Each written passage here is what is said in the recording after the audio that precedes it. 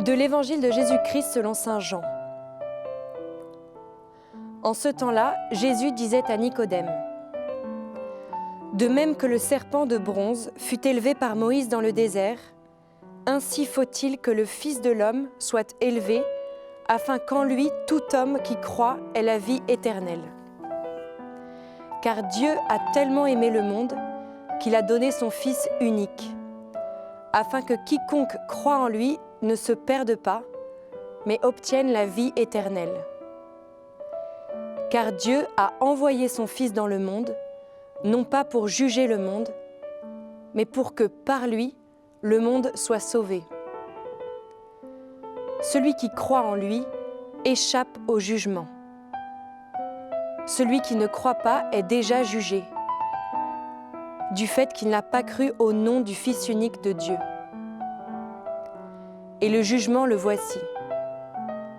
La lumière est venue dans le monde, et les hommes ont préféré les ténèbres à la lumière, parce que leurs œuvres étaient mauvaises.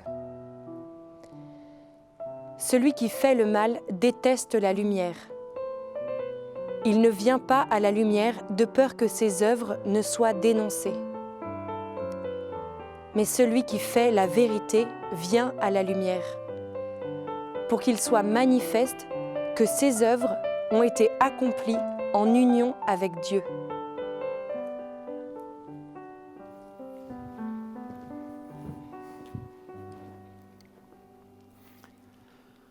En ce 4e dimanche du temps de Carême, nous entendons à nouveau l'évangile de Jean. Nous avons gagné un chapitre. Nous étions la dernière fois, il vous en souvient, avec dans le chapitre 2 l'affaire des vendeurs qui étaient chassés du temple.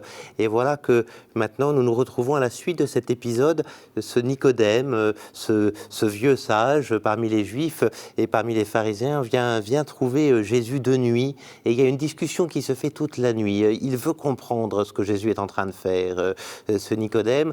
Et c'est à l'occasion de ce dialogue-là que Jésus va relire l'Écriture. C'est-à-dire pour lui ce qui fait ce qu'on appelle la Torah, hein, le Pentateuque, ce qui pour nous est l'Ancien Testament, et notamment le livre des Nombres. Jésus va citer cet épisode du serpent de bronze, hein, de même que le serpent de bronze fut élevé par Moïse dans le désert, ainsi faut-il que le Fils de l'homme soit élevé. Hein, quand Jésus parle du Fils de l'homme, il parle de lui-même, bien sûr. C'est étonnant cette comparaison à ce serpent de bronze. Il faudrait qu'on puisse aller chercher ce qui n'est pas d'ailleurs la première lecture de ce dimanche, et qui aurait pu l'être, mais qui ne l'est pas, c'est-à-dire l'épisode du serpent de bronze que l'on trouve au chapitre 21 du livre des Nombres. Et on comprend que, je vous lis à partir du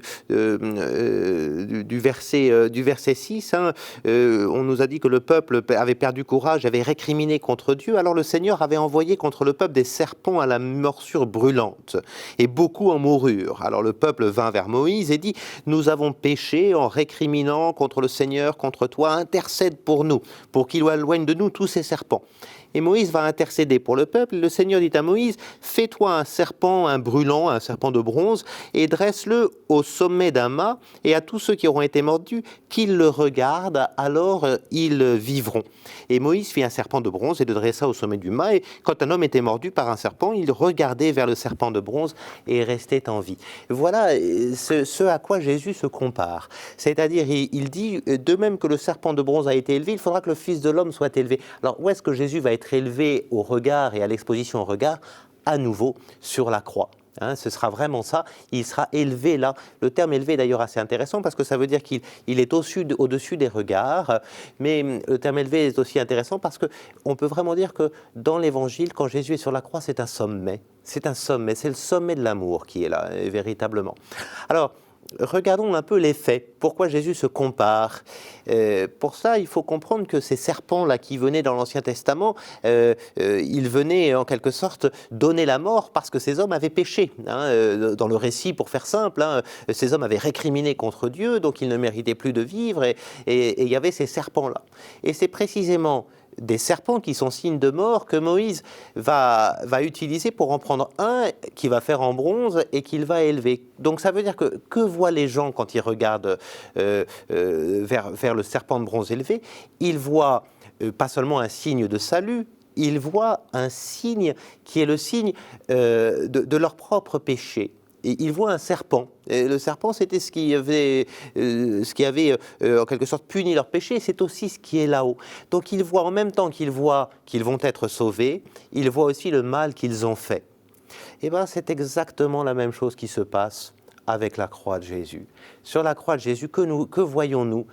Sur la croix de Jésus, nous voyons à la fois celui qui prend nos péchés. Nous y voyons notre péché. C'est finalement nous qui déchirons le corps de ce crucifié. Et c'est à cause de nos fautes qu'il se trouve là sur la croix, parce qu'il a voulu nous aimer jusqu'au bout et nous sortir de nos fautes. Et donc nous y voyons à la fois notre péché et en même temps, nous y voyons que précisément, si Jésus est là, c'est pour nous sauver de notre péché.